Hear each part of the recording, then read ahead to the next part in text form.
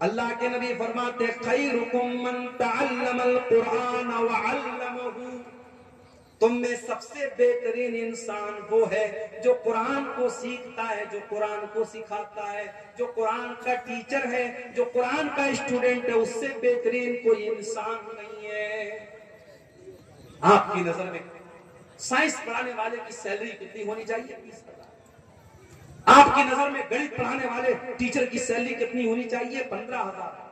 اور قرآن پڑھانے والے ٹیچر کی 10,000، 8,000، 6,000۔ ابھی بنگال میں ہمارا ایک دوست رہتا ہے، ایک مدرسے میں پڑھاتا ہے۔ بنگال میں ممتا بنرجی جو ہے وہاں امام کو بھی کچھ سیلری دیتی ہے، بیچارہ اپنے محلے کی مسجد میں امامت بھی کراتا ہے، مدرسے میں بھی پڑھاتا ہے۔ پرائیویٹ مدرسے کے جو ناظم ہوتے ہیں، جو کمیٹی ہوتی ہے، جو سیکریٹری ہوتی ہے، وہ اپنے آپ کو مودی اور یوگی سے بھی بڑا ڈکٹیٹر سمجھتے ہیں۔ اس مدرسے کی کمیٹی کے لوگوں نے کیا کہا کہ مولوی صاحب آپ ہمارے مدرسے میں پڑھا رہے ہیں تو 24 گھنٹے آپ کو ڈیوٹی کرنا پڑے گا۔ کیا مطلب؟ کہا 2 بجے تک آپ کو بچوں کو پڑھانا ہے، پھر شام کو ہاسٹل کی نگرانی بھی آپ کو کرنا ہے، رات بھی یہیں گزارنا ہے، ہم آپ کو 12,000 سیلری دیتے ہیں، آپ سے سارا کام ہے۔ ہمارے دوست نے کہا کہ بھائی مجھے بخش دو، میں امام بھی ہوں اپنے محلے کی مسجد کا، میں ڈیلی آتا جاتا ہوں، میرا خیال کرو، میں رمضان میں اتنی محنت سے چندہ لاتا ہوں، میرا خیال کرو۔ کہا نہیں، کوئی خیال نہیں کرتا۔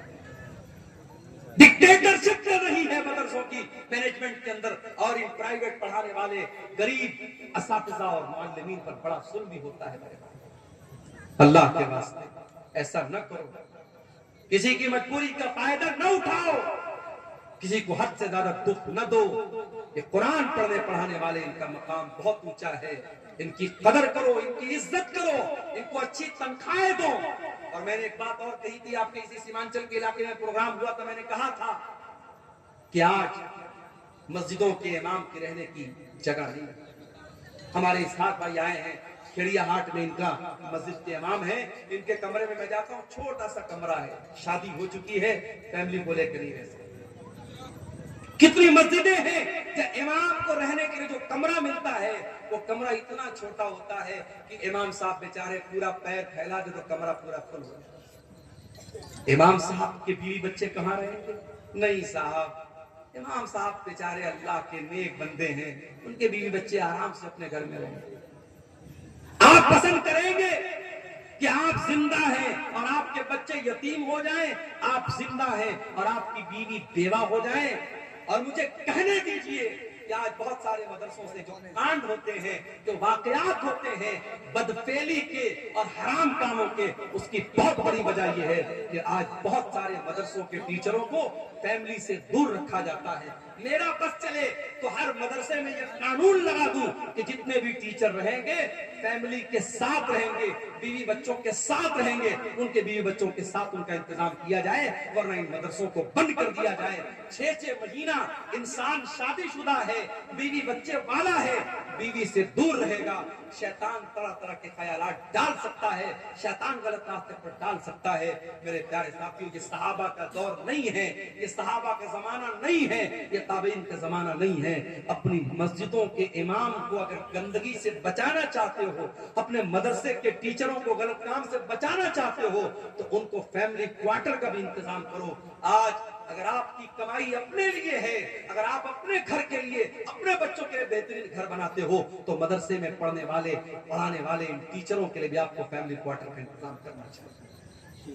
آج افسوس ہوتا ہے مجھے، میرے بھائی، اتنے بڑے بڑے جلسے ہوتے ہیں سیمانچل میں، اتنے بڑے بڑے ٹینٹ لگائے جاتے ہیں، دور دور تک لاؤڈ اسپیکر کی آواز جا رہی ہے، لائٹنگ کی گئی ہے، کئی لاکھ روپے ایک جلسے پر خرچ ہوتے ہیں، اور علاقہ اتنا کمزور ہوتا ہے کہ راستے میں چل کے آؤ تو راستہ پورا خراب ہے، کہیں چلنے کے لائق نہیں ہے۔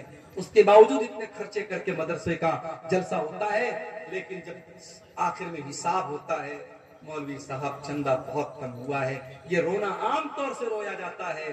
ایسا کیوں ہو رہا ہے میرے بھائیوں؟ اس پر ہمیں اور آپ کو غور کرنے کی ضرورت ہے۔ اگر ان جلسوں کے چندے سے مدرسے نہیں چل پا رہے ہیں تو پھر کوئی دوسرا سسٹم نکالو، آپ جلسہ مت کراؤ۔ آپ سال میں पूरे सीमांचल में अगर 100 जलसे होते हैं, 100 न हो 10 जलसे हो, 10 जलसे हो, और 10 जलसे जो हो तबलीगी जलसे हो, दीन फैलाने के लिए हो, कोई मेला ठेला न लगे, कोई लड़कियों का बाजार में उनकी भीड़ न लगे, कोई बेपर्दगी न हो, कायदे से शरीयत और कायदे और कानून के हिसाब से प्रोग्राम हो, और मदरसे का चंदा आप प्राइवेट तौर पर, इंडिविजुअल तौर पर आप दें, तो इंशाअल्लाह बहुत हालात की इस्लाह हो सकती है। मगर मसला वही है, हमसे जब कोई पूछता है सीमांचल का क्या हाल है, ज़बान पर वही लाइन आती है, वही है चाल बेढंगी जो पहले थी वो अब भी, वही है चाल बेढंगी जो पहले थी वो अब भी है। दुनिया कहां से कहां पहुंच गई, सीमांचल का इलाका आज वहीं का वही है। जिहालत वैसी ही है, गुर्बत वैसी ही है, दीन से दूरी वैसी ही है, बेपर्दगी दिन ब दिन बढ़ रही है, नौजवानों में शराब और नशे का रुझान बढ़ रहा है। मेरे प्यारे साथियों, आओ कुरान पर मैंने पूरी तकरीर कुरान पर की है। एक बड़ी खास बात और आखिरी बात बयान करके बात खत्म करूंगा कि कुरान पर अमल भी हमें और आपको करना है। सिर्फ कुरान को पढ़ना कमाल नहीं है, कुरान को सुनना कमाल नहीं है, कुरान पर अमल भी हमें और आपको करना है। हजरत उमर फारूक के पास एक आदमी आया, उसने हजरत उमर से कहा, है उमर तुम हमारे साथ नाइंसाफी करते हो, ऐ उमर तुम हमारे साथ नाइंसाफी करते हो, हमें पैसा नहीं देते हो, हमें तोहफा नहीं देते हो।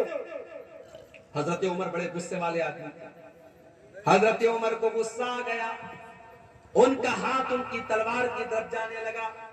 उनके दरबार में एक आदमी था, उसने कहा कि ऐ उमर इब्ने खत्ताब, क्या आपने अल्लाह का कलाम नहीं पढ़ा है, क्या आपने रब का कुरान नहीं पढ़ा है?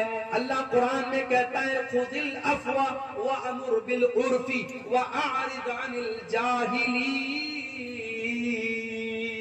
अल्लाह कुरान में कह रहा है कि ऐ मेरे बंदो माफ कर दिया करो और नेकी का हुक्म दिया करो और जाहिलों से मुंह न लगा करो, जाहिलों को नजरअंदाज किया करो। ऐ उमर ये इंसान जाहिल है, इसके मुंह न लगिए, इसको नजरअंदाज कर दीजिए। जब कुरान की आयत पढ़ी गई, हजरत उमर सरेंडर हो गए, हजरत उमर फौरन ठंडे पड़ गए। और हदीस के अल्फाज हैं, बुखारी की रिवायत है, वकान वकाफन इंद किताबिल्लाह। हजरत उमर की आदत थी, अगर कुरान पढ़ा जाता था और कुरान का कोई हुक्म पेश किया जाता था, हजरत उमर फौरन सरेंडर हो जाते थे और मान लेते थे। मेरे अजीजों, कुरान की रोशनी में अपनी इस्लाह करो। कुरान कहता है नमाज कायम करो, मस्जिदें आज वीरान है। कुरान कहता है जिना के करीब मत जाओ, और आज जिना के अड्डे मुसलमानों से आबाद है। कुरान कहता है वला युब्दीन ज़ीनतहुन्ना, औरतें बेपर्दगी न करें, और आज हमारी और आपकी औरतें बेपर्दगी कर रही हैं। कुरान कहता है नशे के करीब मत जाओ, और आज हमारा नौजवान नशा कर रहा है। कुरान कहता है नमाज अपने टाइम पर पढ़ो, हमारा नौजवान आज नमाज से दूर है। कुरान कहता है लोगों से बेहतरीन अखलाक से पेश आओ, हमारा नौजवान आज जो है वो अखलाक के मामले में भी बड़ा कमजोर है। मेरे प्यारे साथियों, कुरान पर आज अमल करने की जरूरत है। और अल्लाह कुरान में जब कुरान की फजीलत बयान करता है तो साथ में ये भी कहता है कि ये कुरान लियदब्बरू आयातिही, कुरान तदब्बुर करने के लिए, कुरान गौर करने के लिए है। मेरे अजीजों, डेली आधा घंटा सही, 1 घंटा सही कुरान पढ़ने के लिए टाइम निकालो। आज बांग्ला भाषा में कुरान का अनुवाद मौजूद है, उर्दू जबान में कुरान का तर्जमा मौजूद है, इंग्लिश में कुरान का ट्रांसलेशन मौजूद है। जो जबान आपको आती है, जो भाषा आपको आती है, उस भाषा में कुरान को लेकर के बैठ जाओ। आधा घंटा, मैं ज्यादा नहीं बोलता, आधा घंटा डेली आप कुरान को देना शुरू कर दो। मैं नहीं कहता कि मोबाइल को आप जो टाइम देते हो वो आप कुरान को दे दो, वो दे दोगे तो जिंदगी संवर जाएगी, लेकिन कम से कम मिनिमम आप आधा घंटा कुरान को टाइम दो। मेरे भाइयों, आप गौर करेंगे, जिंदगी में बरकतों को आप गौर करेंगे।